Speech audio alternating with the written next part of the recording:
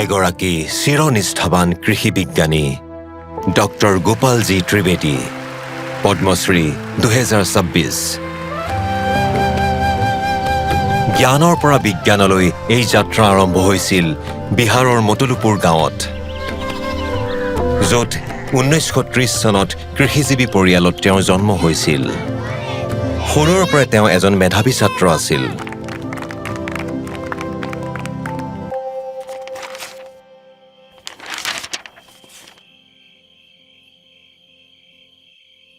কিন্তু যেতিয়া 10ম শ্ৰেণীতে পিতৃক হেৰুৱালে, আৰ্থিক কষ্টৰ বাবে কিতাপ এৰি নাঙল তুলি ল'বলগীয়া হ'ল।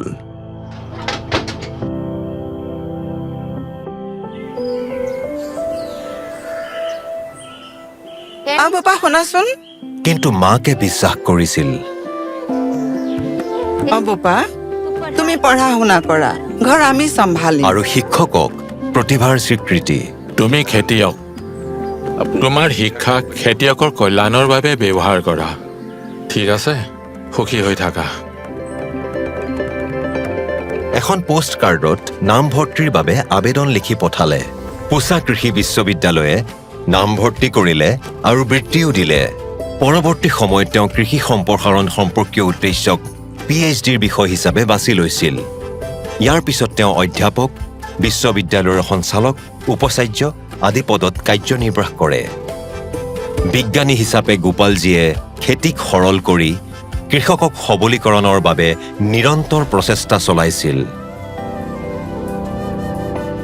আকৌ এদিন তেওঁৰ মনটোৱে ক'লে, চহৰত থাকি গাঁৱৰ কথা ভাবিব নোৱাৰি।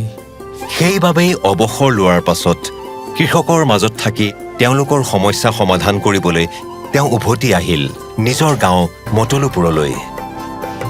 বিশ্বাস আৰু শস্য কেতিয়াও এদিনতে ফুলি নুঠে। সময় লাগিলেও নিজে খেতিয়ক হৈ খেতিয়কৰ বিশ্বাস জিকিছিলোঁ আৰু পৰিচিত হ'লো কিষাণ মিত্ৰ, গাঁও পুৰুষ, কৰ্ময়োগী হিচাপে।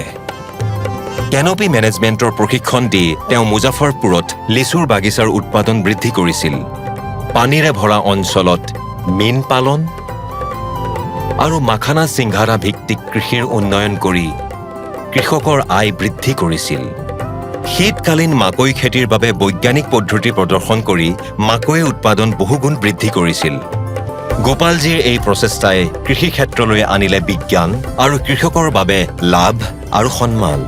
তেওঁৰ ত্ৰিবেদী পাৰিখ স্কেল যেনেকৈ আজি কৃষি ক্ষেত্ৰত ঘটি থকা পৰিৱৰ্তন জুখিব পৰাকৈ বিশ্বব্যাপী স্বীকৃতিপ্ৰাপ্ত মানদণ্ড, সেইদৰে তেওঁ নিজেও কৃষি জগতত নিস্বাৰ্থ কঠোৰ পৰিশ্ৰমৰ মাপকাঠি হৈ পৰিছে। ফুলৰ সুগন্ধি তাৰ কৃতিত্ব নহয়, তাৰ সুগন্ধি তাৰ শিপাৰ সৈতে সংযোগত নিহিত হৈ আছে। ডক্টৰ গোপালজী ত্ৰিবেদী, পদ্মশ্ৰী 2026। কোটি কোটি প্ৰণাম।